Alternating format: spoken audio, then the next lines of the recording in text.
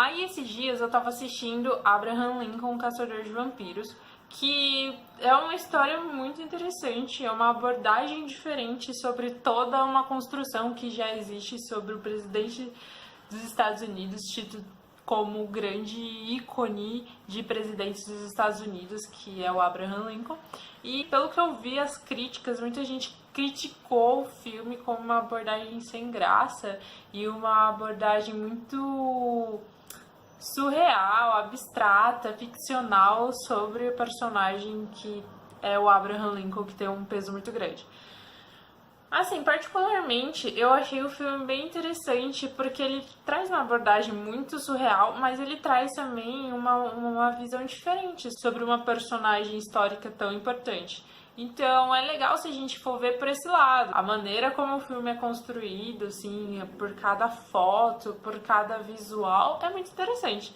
Então eu achei essa parte bem legal.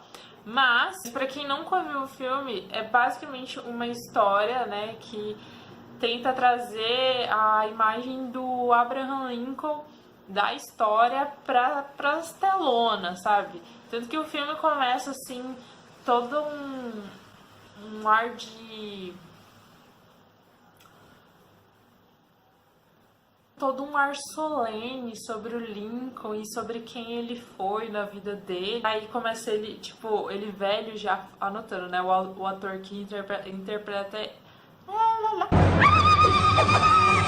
O ator que interpreta ele, o Lincoln, né? Escrevendo sobre a minha história, eu vou contar pra vocês. History prefers legends to men. It prefers nobility to brutality. Soaring speeches to quiet deeds. History remembers the battle and forgets the blood. Whatever history remembers of me, if it remembers anything at all, it shall only be a fraction of the truth. For whatever else I am, a husband, a lawyer, a president, I shall always think of myself as a man who struggled against darkness. I leave in your trusted hands, my dear friend Henry. This record that begins when I was just a boy. Basicamente, ele fala assim, no diário dele que ele tá escrevendo. Começa com o Abraham Lincoln pequenininho e uma imagem dele com os pais. E os pais ali estavam trabalhando no armazém, parece. E começa que, tipo, um menino negro, ele tá sendo espancado pelo dono do rolê lá. E aí, tipo, o Abraham Lincoln pequenininho olha, não vou deixar isso acontecer. Aí ele corre lá, dá um rasante e protege o amigo dele. Fala, você não pode bater nele, ele é meu amigo, não sei o quê.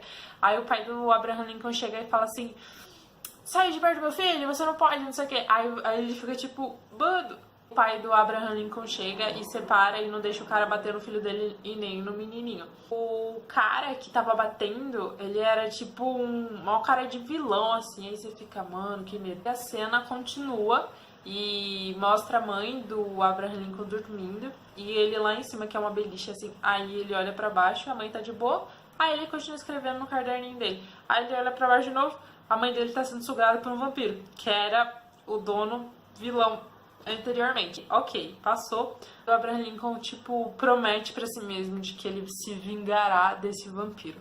Mesmo a mãe dele tendo pedido pra ele não fazer isso. Ele acaba se envolvendo com um cara misterioso. E esse cara misterioso sabe dos vampiros. E ele treina o Abraham Lincoln a matar vampiros. O que chega no nosso título, Abraham Lincoln, Caçador de Vampiros. Ele começa a matar vários vampiros, até que chega um momento, spoiler, que ele descobre que o amigo misterioso dele, na verdade, era um vampiro. Chocadíssima. E a ideia é mostrar o que o Abraham Lincoln vai ser verdadeiramente, né? Que ele aposenta o machadinho dele e vai pra política, assim. Ele começa a discursar, começa a ir a favor, né, da causa abolicionista que começa a surgir naquele momento e aposenta de vez a vida de caçador. Só que ele pode ter aposentado a vida de caçador, mas a vida de caçador não se aposentou dele. Não sei se isso tá bom, mas a ideia é que depois que ele tenta se ver livre dessa vida de caçador, eles voltam pra pegar o Abraham Lincoln, porque ele matou muitos vampiros importantes, né? E aí tem o vampiro Mor, que é o vampiro chefão do rolê, que tenta matar ele, porque ele tava causando danos, né? E ele tava também incitando a matar a comida, exterminar com a comida dos vampiros lá, que eram os escravos. Você vai percebendo que eles meio que são donos de terras, assim, eles são fazendeiros, assim, mostra todas umas roupinhas de fazendeiro do sul dos Estados Unidos, sabe? A guerra começa a rolar, que é a Guerra Civil Americana, que vamos falar sobre isso. A guerra começa a ter os vampiros também, mano. Os soldados lá são vampiros e matam todo mundo porque eles são fortes pra caralho. E aí, fode tudo, né? Enfim, acaba o filme, né? Vocês verão. Eu vou tentar não dar spoiler, com o que acontece na vida real, que o Lincoln morre. Já dei spoiler, não aguentei. Não sou boa nessas coisas não. E o Lincoln morre porque ele é assassinado, né, por ele morre por conta de um confederado que era lá do sul, que era contrário às ideias do Lincoln, principalmente as abolicionistas, assim, muito pesado. Enfim, e o que eu quis mostrar pra vocês desse panorama aí do filme? É que quando você analisa o filme, assim, uma análise historiográfica, e quando você vai ver as referências que o filme te dá, você pode pegar várias coisas interessantes. Primeiro, o filme, como muitos tentaram já, não só filmes, músicas, pinturas, literatura, enfim, tentaram retratar o Lincoln como um ícone, né? Ele sempre vai vir mascarado por tudo isso. Não que isso seja uma coisa ruim, mas, tipo, é as construções que se fazem sobre uma personagem. E, no caso, Lincoln. E ele, principalmente, como um grande presidente dos Estados Unidos. Então, se a gente compreender que naquele momento que o filme tenta abordar, que é a Guerra Civil Americana, ou para alguns como Guerra de Secessão, a gente entende que no filme ele tenta abordar uma perspectiva da história, que é de um grupo, que a gente chama de grupo historiográfico. Quando a gente faz as referências, assim, que você consegue associar, você entende muito a relação que rola do filme com a história mesmo. Porque o filme tenta muito passar a história de que o norte, né, que era o que o Lincoln estava representando, tenta libertar os Estados Unidos e o mundo da escravidão. E essa escravidão, no caso do filme, é justamente aquela que sustentava os sanguessuga, né, os vampiros lá. Que, no caso, se você compreender ali, é a pegada dos sulistas. Porque os sulistas, né, os estados do sul dos Estados Unidos, eles estavam muito na pegada de continuar com a escravidão, porque a escravidão era um mal necessário, pelo menos até um período da Guerra de Secessão. E isso é muito interessante, porque os vampiros ali aparecem como? Eles precisam da escravidão para continuar vivos. E os sulistas precisam da escravidão para que continuasse girando a economia, não só do sul, como dos Estados Unidos, que eles davam esse argumento, né? E isso é muito louco, porque é o que o filme meio que mostra pra gente. E não só isso também, como que o norte, ele traz a ideia de que ao libertar o sul da escravidão, e assim libertando todos os Estados Unidos, ele vinha com uma ideia moral, né, de que se existir escravidão, todos serão escravos. Isso é o supra-sumo, é o bordão do momento, é a ordem do dia, assim. Their labor, their blood, more blood than you could possibly imagine.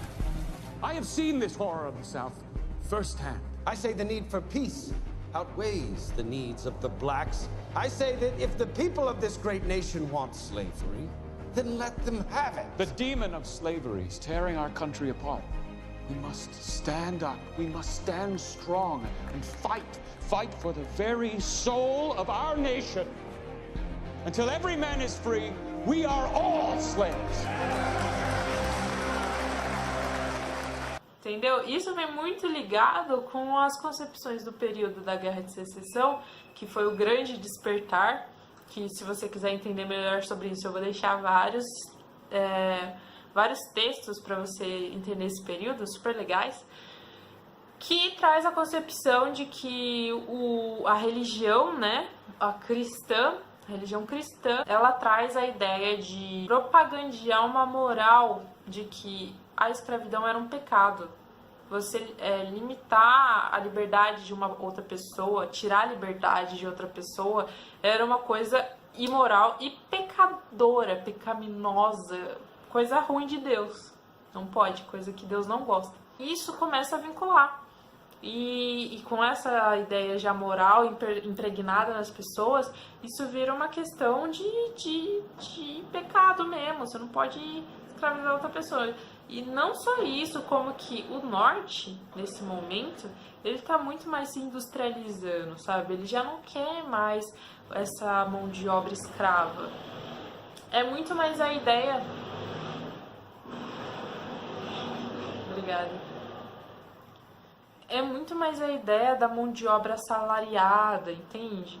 É muito mais essa nova modalidade de vida, entende? Então, olha a relação que rola. Então, ao fim da escravidão pro norte, ela não vem numa pegada de tipo, somos bonzinhos, vamos libertar todo mundo. Ou mesmo da figura do Abraham Lincoln como grande salvador e libertário. Existe mais por trás disso. Existe todo o interesse que se tem em abolir a escravidão ali, entende?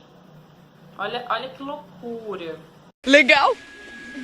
Bem louco! Então assim, se você quiser compreender um pouco mais profundamente, continua assistindo o vídeo. Porque ali no filme você identifica uma explicação possível para esse momento que é a Guerra de Secessão nos Estados Unidos, né? A Guerra Civil. E essa explicação possível mostra basicamente que o norte vem nessa tentativa salvadora dos Estados Unidos e o Lincoln como o grande ícone desse movimento. Ok, interessante, muito bom. Mas, quando você vai lá para a história, você lê alguns textos, né? Você vê que existem várias explicações possíveis. Duas, pelo menos depois que a guerra é vencida pelo norte, né? A primeira é de que o conflito da Guerra Civil foi um conflito de dois grupos que são diferentes e não concordam com o outro. E essa diferença causou conflito. E muito baseado no norte como aquele que vê a escravidão não só como um pecado, vê na questão religiosa, mas como ferir um direito natural. Tipo, é natural você ser livre, você nasce livre, não podem te tirar esse direito. É incivil, ilegal, imoral, tudo isso aí. Então a primeira explicação é essa. Outra explicação, que seria a explicação dos vencidos, né? É a explicação de que, na verdade, o conflito se deu porque o norte, de forma tirânica, dominando e impondo seus próprios valores sobre o sul. Já que a ideia de que era, na verdade, dois estados-nações, assim. Vocês lembram lá da Grécia? Estado-nação? Então, é aquela ideia de que cada um tinha uma cultura diferente, tradições diferentes, e isso se choca, assim. E é o que naquele momento estava se tentando fazer, né? Separar isso aí, o sul do norte. Cada um vira um país e ok, segue a vida. E o Lincoln não deixa isso acontecer, né? Porque ele vira meio que um pai que coordena os filhos ali, ó, vamos parar, quietinho, senta. Baixou? Essa é a segunda explicação que rola, que seria uma explicação conservadora daqueles que foram vencidos, né, de que não curtiram muito a ideia do norte ter vencido do sul, e segue a vida, né, que acontece, mas continua essa explicação. Só que quando você vai lá para 1960, né, década de 60, a famosa década de 60, que você tem os direitos civis efervescentes e as pessoas falando sobre marginalização da sociedade e tudo mais, importante ler lá que começa um boom assim de universidades, de jovens estudando nessas universidades e compreendendo diferente o fato lá da Guerra Civil Americana. Eles compreendem como? Eles veem que não foi nada libertador, não, a Guerra Civil Americana. Ela pode ter tirado a escravidão, mas ainda assim os negros continuaram isolados. Eles continuaram sem ser incluídos verdadeiramente na sociedade americana. Por quê? Eles, beleza, Lincoln e toda a galera abolicionista via que era preciso libertar os escravos, né? Isso era imoral e pecaminoso. Só que eles ainda tinham, eles são homens e mulheres do seu tempo, eles ainda tinham a ideia de que o branco era superior ao negro. Então isso continua, assim, não é uma coisa que eles conseguem tirar, sabe? Então, a década de 60 olha com esse olhar aí, de que não foi libertador nada não, porque os negros continuaram marginalizados, não só os negros, as mulheres também, os imigrantes, e por isso que eles levantam esse ponto, olha, não tem nada de libertador esses Estados Unidos não. E aí eles também trazem outro ponto, que é que os Estados Unidos naquele momento gera o primeiro embrião do que seria o imperialismo, né? Porque ele tenta impor sobre um outro ao seu ideal, o norte sobre o sul, né? De fato. Mas o que a gente tira disso? É que com o Lincoln, a Guerra Civil Americana ganhou uma centralidade na questão abolicionista. Não era só isso no começo. No final, falei que não ia falar, mas vou falar. Mostra ele indo pra uma ópera, né? Assistir uma óperazinha sozinho. E deixando o diário com o amigo vampiro dele, que ajudou ele a ser o caçador de vampiro. E a gente sabe que o Abraham Lincoln é assassinado na ópera por um ex-ator que não era a favor das medidas tomadas, e ele atira pelas costas do Lincoln e ele morre naquele dia. E aí a gente retoma, né, já uma discussão que a gente tá tendo aí ultimamente, uma discussão muito séria, de que a Daenerys Targaryen virando vilã, depois de uma construção tão bonita dela como líder, né, uma líder feminina, né, uma líder mulher, show, libertadora lá das correntes, muito louca da tempestade, e virando o que virou, né? E lembra também que é aquilo que tá todo mundo falando, que você ou morre como herói, heroína, ou você vive o suficiente para se tornar vilã ou vilão. Triste história, não é mesmo?